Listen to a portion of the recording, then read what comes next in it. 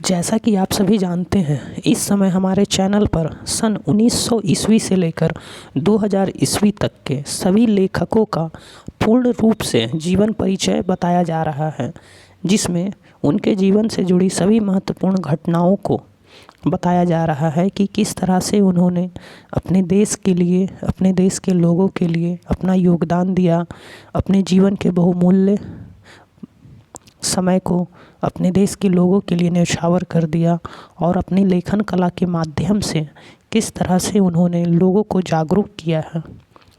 तो ऐसे ही एक लेखक हैं जिनका नाम है पांडे बेचन शर्मा जी।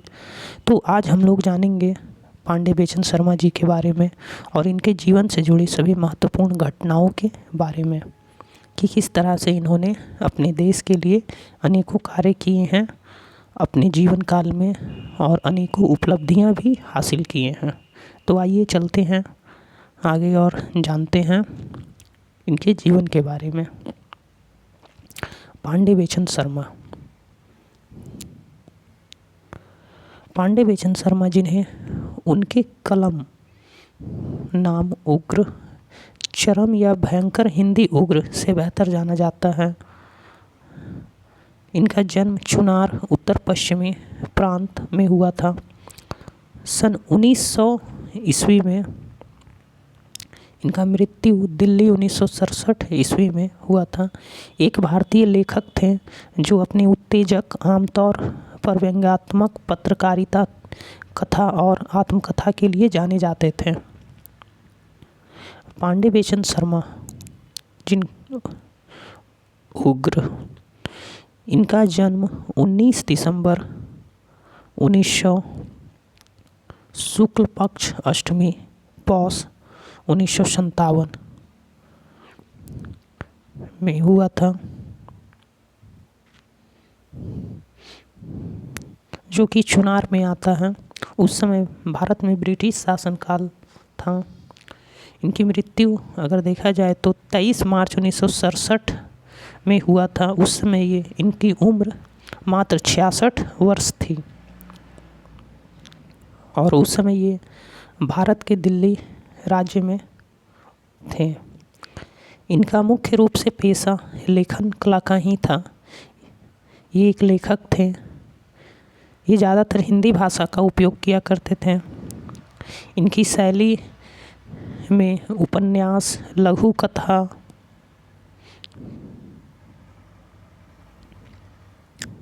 आत्मकथा काफ़ी प्रचलित हैं। उल्लेखनीय में कार्य है इनका कुछ खूबसूरत लोगों के पत्र, चॉकलेट, मेरे बारे में। इन सभी लेखनी में इन्होंने काफ़ी उपलब्धियां हासिल की है। आइए अब इनके जीवन के बारे में विस्तार रूप से जानते हैं। उग्र की आत्मकथा अपनी खबर उनके प्रारंभिक जीवन का सजीव विवरण देती है। कहने का तात्पर्य ये है कि लेखक अपनी आत्मकथा अपनी खबर के माध्यम से बताते हैं, जिसमें उन्होंने अपने प्रारंभिक जीवन का पूर्ण रूप से विवरण दिया है। उग्र का जन्म वैद्यनाथ पांडे के एक बहुत गरीब ब्राह्मण परिवार में हुआ था। उनके कई भाई बहन युवावस्था में ही मर गए थे और उनका नाम बेचन, जिसका अर्थ है बेचा हुआ, इस दुर्भाग्य को टालने के लिए उन्हें दिया गया था। वैद्यनाथ की मृत्यु तब हुई जब उग्र एक शिशु थे।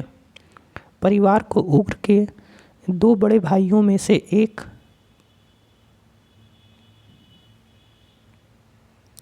से दुर्व्यवहार का सामना करना पड़ा और बच्चों को केवल एक अपूर्ण शिक्षा मिली। लगभग 8 वर्ष की आयु से उग्र ने अपने भाइयों के नक्शे कदम पर चलते हुए रामलीला के रूप में जाने जाने वाली नाट्य शैली में अभिनय किया और उनके भाई ने उन्हें बाल कलाकार और अपने नौकर के रूप में दौरे पर ले जाने से पहले बनारस में थिएटर में काम करने के लिए भेजा। उग्र ने अपनी अधिकांश ऊर्जा समाचार पत्रों और पत्रिकाओं के संपादन में लगाई, हालांकि अधिकांश अल्पकालिक थे। 1924 ईस्वी में ब्रिटिश शासन का विरोध करते हुए स्वदेश समाचार पत्र के पहले अंक के संपादन के लिए उन्हें 9 महीने की कैद हुई। गोरखपुर से भागकर उन्होंने पहले कलकत्ता और फिर बॉम्बे में शरण ली, जहां उन्हें गिरफ्तार कर लिया गया। रिहा होने पर वह कलकत्ता लौट आए और 1928 में अपने लघु कथा संग्रह चॉकलेट पर विवाद होने तक मतवाला पत्रिका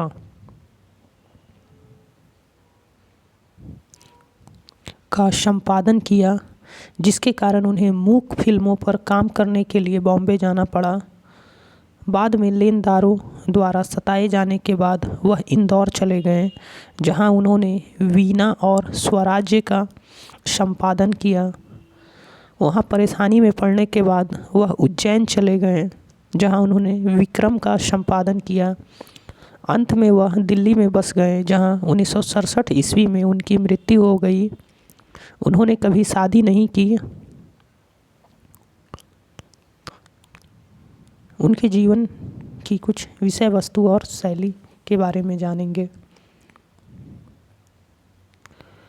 अधिकांश समकालीन भारतीय लेखकों की तरह उग्र भी सामाजिक सुधार और ब्रिटिश साम्राज्य से भारतीय स्वतंत्रता दोनों को बढ़ावा देने के लिए प्रतिबद्ध थे। रूथ वनिता के शब्दों में, उन्हें मूर्ति भंजन में आनंद आता था। उस समय के बहुत कम लेखक परिवार के उनके भावशून्य चित्रण से मेल खाते हैं, चाहे वह शहरी हो या ग्रामीण लोग।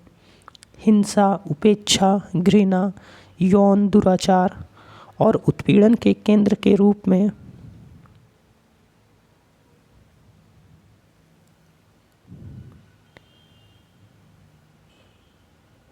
उनका उपन्यास उपदेशात्मक है और आम तौर पर एक सामाजिक संदेश देता है।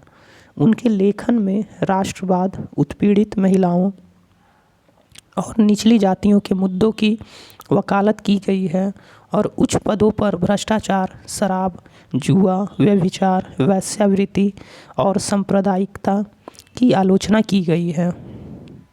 उनकी भाषा हिंदी और उर्दू की परंपराओं से मेल खाती थी, जो गांधी द्वारा हिंदुस्तानी की एकात्मक भारतीय भाषा को बढ़ावा देने के अनुरूप थी, और इसमें अक्सर अपवित्र और बोलचाल की भाषा शामिल होती थी, जो विक्टोरियन काल के दौरान भारतीय लेखन में फैशन से बाहर हो गई थी। अब समलैंगिकता पर प्रकाशन, इसके बारे में जानते हैं। उग्र को एंग्लोफोन छात्रवृत्ति में विशेष रूप से उनके काम में पुरुष समलैंगिकता पर चर्चा करने की उनकी असामान्य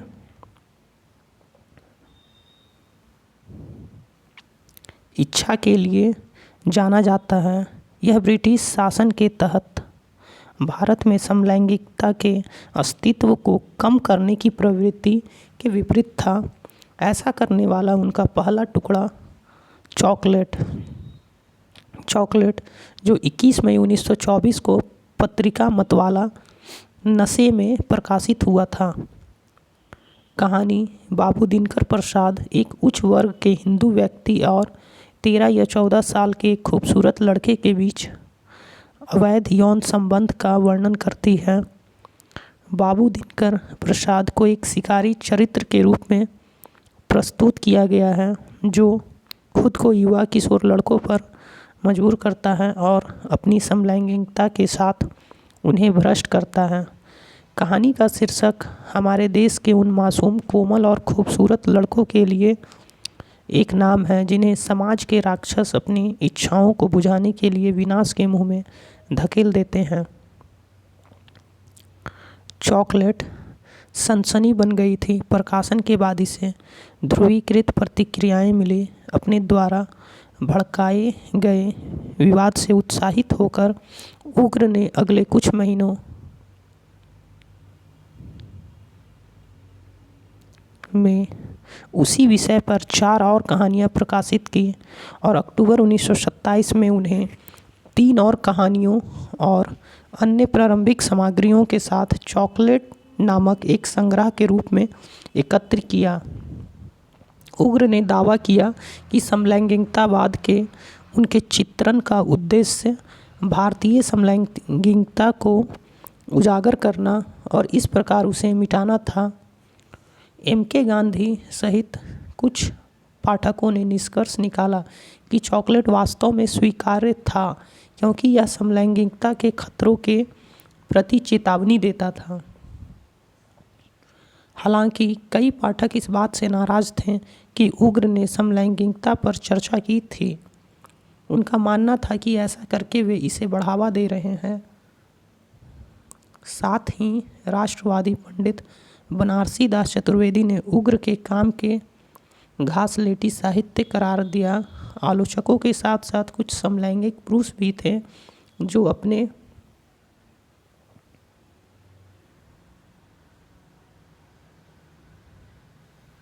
जीवन का कोई भी चित्रण पाकर खुश थे, चाहे वह नकारात्मक ही क्यों ना हो। चॉकलेट का पहला संस्करण तेजी से बिक गया, जिसके बाद दूसरा संस्करण आया जो पहले संस्करण के प्रकाशन के 6 सप्ताह के भीतर बिक गया। इसके बाद 1953 में तीसरा संस्करण भी आया। यह संग्रह 2006 में रूथ वनीता द्वारा अंग्रेजी अनुवाद में प्रकाशित हुआ। काम करता है, इसके बारे में हम लोग जानते हैं। उग्र की साहित्यिक कृतियों में कई लघु कथाएं, 2 एकांकी नाटक और 5 पूर्ण नाटक, 4 कविता संग्रह, 1 आत्मकथा और 10 उपन्यास शामिल हैं।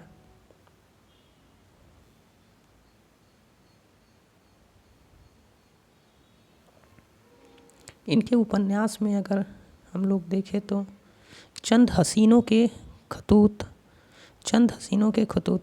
कुछ खूबसूरत लोगों के पत्र जो कि 1924 ईस्वी में प्रकाशित हुआ था, रंग महल जो कि 1925 ईस्वी में प्रकाशित हुआ था, दिल्ली का दलाल द पिम्प ऑफ दिल्ली जो कि 1927 ईस्वी में प्रकाशित हुआ था, बुधुआ की बेटी जो कि 1928 ईस्वी में प्रकाशित हुआ था, शराबी जो कि 1930 ईस्वी में प्रकाशित हुआ, सरकार तुम्हारी आँखों में जो कि 1937 ईस्वी में प्रकाशित हुआ, घंटा जो कि 1937 ईस्वी में प्रकाशित हुआ, गंगा जल या गंगा का पानी जो कि 1949 ईस्वी में प्रकाशित हुआ, कढ़ी में कोयला जो कि 1955 ईस्वी में प्रकाशित हुआ, जी जो कि 1955 ईस्वी में प्रकाशित हुआ,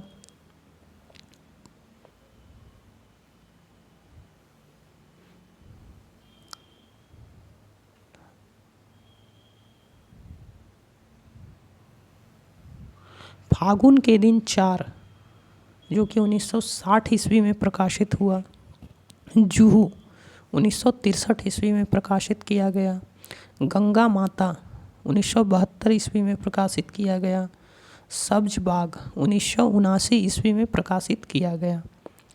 ये सभी उपन्यास उनके जीवन के बहुत बड़ा योगदान रहा है, जिसमें उन्होंने जीवन के उन सभी तमाम बातों के बारे में बताया है जो उन्होंने अपने आसपास देखा और लोगों से सुना था। इसके बाद हम लोग उनके द्वारा लिखी लघु कहानी संग्रह की ओर चलते हैं और जानते हैं। सोसाइटी ऑफ डेविल्स जो कि 1924 ईस्वी में लिखा गया था, सिंगारियम जो कि 1925 ईस्वी में प्रकाशित हुआ था, बाला टकर जो कि 1927 ईस्वी में प्रकाशित हुआ था, चॉकलेट जो कि 1927 ईस्वी में प्रकाशित हुआ था, निर्लज या निर्लजा जो कि 1927 ईस्वी में प्रकाशित हुआ था, दोजख की आग या नर्क की आग, जो कि 1928 ईस्वी में प्रकाशित हुआ था।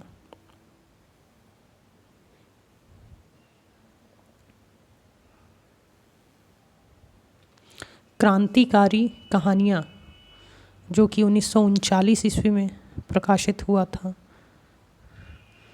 गल्पांजलि या गल्पांजलि, जो कि 1940 ईस्वी में प्रकाशित हुआ था।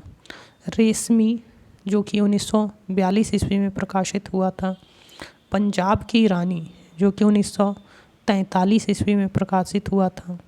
सन की अमीर, जो कि 1952 ईस्वी में प्रकाशित हुआ था। कला का पुरस्कार, जो कि 1954 ईस्वी में प्रकाशित हुआ था।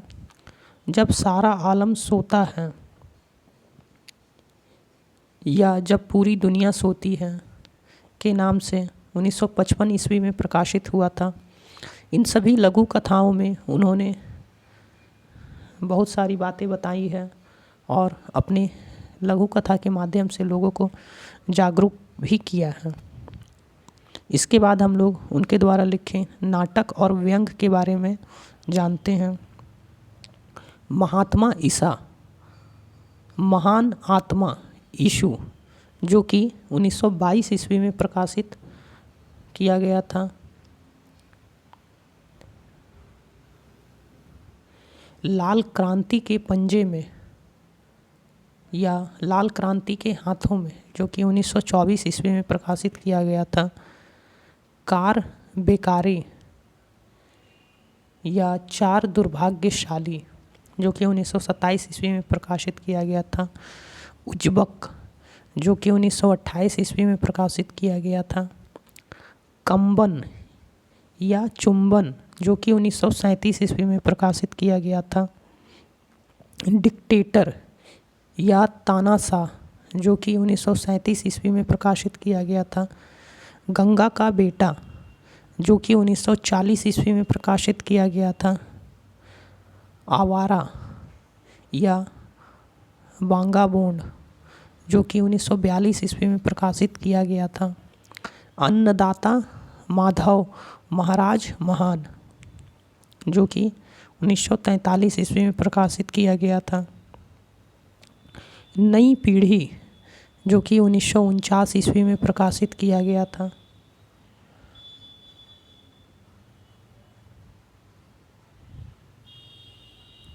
इसके बाद हम लोग उनके विविध कार्यों के बारे में जानेंगे, जो कि उन्होंने विविध कार्य के रूप में लिखा है। ध्रुव चरित, जो कि 1921 ईस्वी में प्रकाशित हुआ था।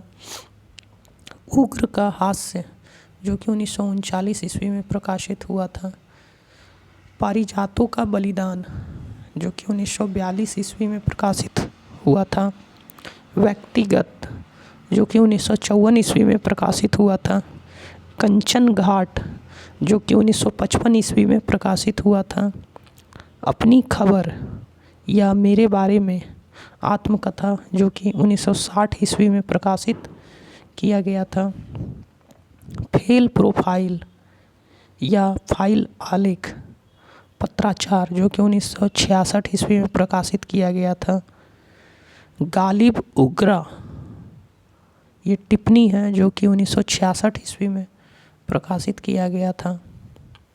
इस तरह से उन्होंने अपने जीवन में अनेकों कार्य किए और अपने देश के लिए अपना योगदान दिया और इस तरह से उन्होंने अपने देश के लिए अपने जीवन के कार्यकाल में बहुत से कार्य किए। तो आज के इस वीडियो में इतना ही।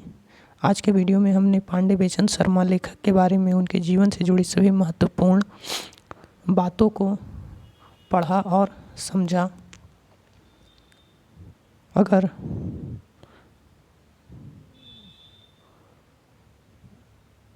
आप और भी इस तरह के लेखकों के बारे में जानकारी चाहते हैं तो कमेंट करें या हमारे चैनल से बने रहें। इसमें हम लोग के माध्यम से आपको सभी लेखकों के बारे में उनके जीवन से जुड़ी सभी महत्वपूर्ण जानकारियों के बारे में पूर्ण विवरण दिया जाएगा। बस हमसे जुड़े रहें। तो आज के लिए इतना ही। धन्यवाद। जय हिंद, जय भारत। धन्यवाद।